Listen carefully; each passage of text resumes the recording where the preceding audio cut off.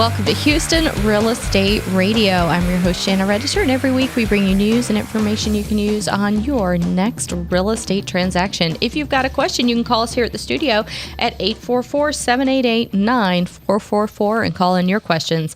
That number again is 844-788-9444, and we'd like to answer your questions right here on the air between 11 and noon on Sundays. Today we are talking about death and divorce, the double Ds, and the double Ds are a little scary. A lot of things happen when you get divorced and when death occurs. So those are the two things that we're talking about today. This segment, I want to focus more on divorce and deeds. So this is kind of our divorce segment on the topic. And I have Bryan Abercrombie here from Cordell & Cordell. He's been here before. He works out of the Woodlands, and going to give us some great insight into this. So welcome back. Thank you. Thank you for having me. So divorce really changes things in the property value dynamic, depending on what you really own. Sure. And what you really owe. Absolutely. Yes. So let's talk about a little bit about the about ownership in the property, because that's sometimes people moving from other states don't understand the whole community property thing. So okay, well, Texas is one of many community property states, but without getting too nuanced into the law, it's basically community property or separate property. It depends on when the property is acquired. So if you acquire it as a single person, or you acquire it as a part of an inheritance, it would be separate property. If you acquire it while you're married, generally speaking, it's going to be community property. Unless you take specific legal steps otherwise. Okay. All right. So, you would think that when you're married, one of the spouses inherits something, it would stay with them even through divorce. But that's not always the case, Not right? always the case. It generally will if you don't change it. Okay. A lot of times people are refinancing a house, or they're doing something like that, or they're taking out some equity for a home improvement. Home equity loan. And then the title company may be forcing them to sign a deed with their spouse, and they may have unknowingly, you transferred part of that ownership and created a community asset. So you got to be very, very careful and keep you create issues. I mean, whether it's borne out that it's an actual, property issue or not, it creates an issue which does cost time. It does cost money. Mm-hmm. As long as you keep it separate, you can keep that stuff separate, and you probably want to keep that stuff separate. Mm-hmm. I think that sometimes title companies can be a little intimidating. They put the papers down, they tell you your spouse has to come, and then you think you're not going to be able to close if they don't. And so, Oh, sure. But you can always get your attorney involved. You can always prove your ownership, and you can make it where it doesn't have to be done that way. I mean, and the general rule is that everything is community property. So you really have to kind of take it aside and say, hey, look, this is how we got the house. This is how I got the house. This is when I owned the house. Mm-hmm. This is why I want to keep it separate. You're not depriving the other spouse of a use of the property or anything like that. Right. You're just, protecting your interest. Maybe it's a house you've kept in the family and you want to keep in the family for, generations to come. That's, the best way to do it is keep it separate. Yeah. Now, what about sweat equity? If the other spouse is over there, painting the house and doing the lawn and taking care of it, so you can move a tenant into it. Oh, absolutely. Texas has what are called reimbursement claims. That's probably, you don't get necessarily an ownership interest, but if you've expended money or time or effort, increasing the value of the house, say a kitchen remodel or something like that, a reimbursement claim would be what you would potentially have, even if it's the other spouse's separate property. It would be a reimbursement claim to the community, to the marital estate, but it's still a reimbursement claim. The issue with that is documentation. You have to keep, records of what you did, what you paid for, what the increase in value was, different things like that can help you prove what the sweat equity actually was worth. I mean, just generally cutting the lawn may not be, necessarily something that's reimbursable, but things like doing repairs or upgrading the house, things like that, that can really increase value in a house. Yeah. That's something, and typically remodeling costs a fair amount of money to do. Right. Yeah, you work with people who are getting divorced all day long, every day, right? Yes, I do. So what? I mean, like 50% of Americans get divorced. It's pretty commonplace now, unfortunately. It can be. It's high, even higher among second and third marriages. It's even higher than 50%. Yeah. Just on a national average. But I mean, for the most part, it can be as many as 50%. It's not good for society necessarily, but it's a very common and one of the biggest things is you're talking about the mortgage, and you're also talking about the deed.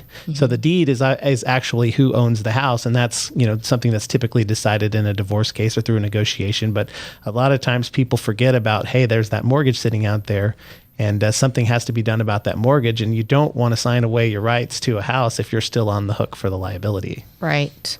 Yeah. So we were talking about that in a divorce. The judge may give the house to one spouse, and you can change the deed and make it just deeded to them. Sure. But then you've still got the mortgage that's in both your names. Right. That you're still responsible for. Right. And the judge can't order somebody to incur debt. So. And they can't order the lender to take you off the note. Right. You can't undo it. Right. So you really want to make sure. I mean, there's different ways to protect that. I mean, there's a deed of trust to secure assumption. There's different things that you can do to protect your interest. Where a deed of trust to secure assumption is basically where you can go back in, and if the house ever falls into foreclosure, you can take over that payment and essentially get the house.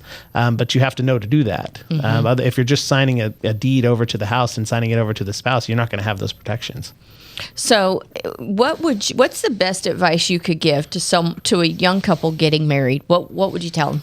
Because they're young and in love, and they're not thinking about money. And a lot of times they don't have anything. They're fresh out of college, or whatever. They live in apartments. They don't have much. So sure. I mean, any advice I would give is, make sure you keep your documentation. I think that's always key, especially in situations where, say, your dad's giving you some of your inheritance to put down as a down payment on the house.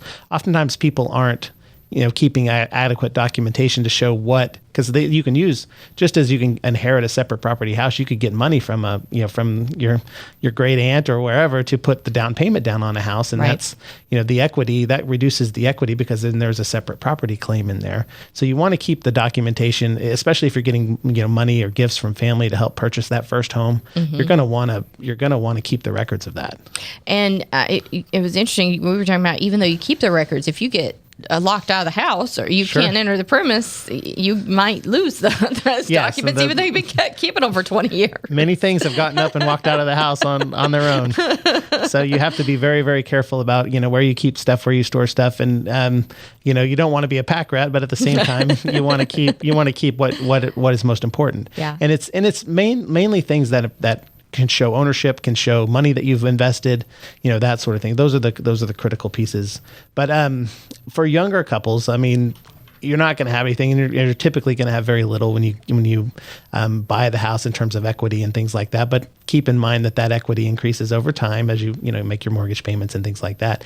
But yeah, definitely if you're getting money from family or things like that, if you've got some kind of a claim to it, then you definitely want to take that into consideration. Yeah. Well, once people are married, and let's say they foresee, they've been married 15 years, their parents are getting elderly, or even longer than that, 20, 30 years, their parents are getting elderly, and they want to take steps to protect the inheritance, to make sure it goes to, maybe their biological children, not their blended family children. Are there steps they can take then, even though they've been married all those years? You can do things in Texas, spouses can contractually agree that things are separate property. Obviously, estate planning would help.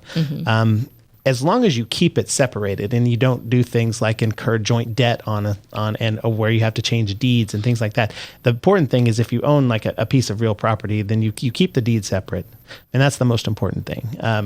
Is keeping that deed separate and not transferring it, not listening to necessarily a title company telling you, hey, you have to put it in a joint name and that sort of thing. I think part of risk management at a title company is getting everybody to sign everything. Absolutely. And so, sometimes you as the consumer have to push back the title company because they're automatically, I've seen this before, they automatically are going to tell you your spouse needs to sign it. They're going to try to bring in everybody they can to sign everything. In most run-of-the-mill transactions, real estate transactions. That's what they're used to. Yeah, and people are buying houses together, a married couple's buying a house. It makes sense to put both spouses on the deed. That makes sense. But oftentimes, there's nuances. There's things like inheritance situations or gifts or things like that where it's not so clear, and that's when you have to make sure the title company, and you have to make sure they know the entire story about the house. All right, very good. Bryan Abercrombie from Cordell and Cordell. How can people reach you if they have questions about upcoming divorces? We have a website, dadsdivorce.com. All right, appreciate it. Thanks for coming in today. Great information. We're talking about the double Ds. We'll be back after a word from our sponsors here on Houston Real Estate Radio. You can find us online at HoustonRealEstateRadio.com.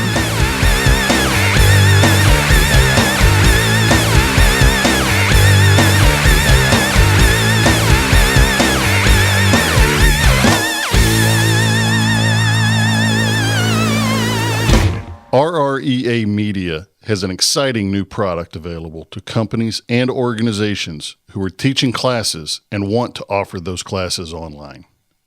Introducing Easy Distance Learning. Easy Distance Learning is a video-based distance learning system that allows companies and organizations to leverage their existing classroom content into a broader reach and increased revenues. Did you know that the rate of growth of distance learning is 10 times that of classroom education? And 66% of chief academic officers think distance learning is critical to their long-term strategy. Right now, 33% of higher education students are taking at least one online class. Companies and organizations not offering a distance alternative to in-class instruction risk being left behind. Video-based distance learning has three basic components: classroom capture, post-production, and content distribution. Easy Distance Learning is a comprehensive and modular system that covers all three components that can help your organization with what you are missing in offering a quality and convenient online learning experience. You choose the parts you need help with. Easy Distance Learning offers another revenue stream, a broader reach of your existing content, and a professional presentation with a great learner experience. Contact us today for a free estimate and see how Easy Distance Learning can take your company or organization to the next level.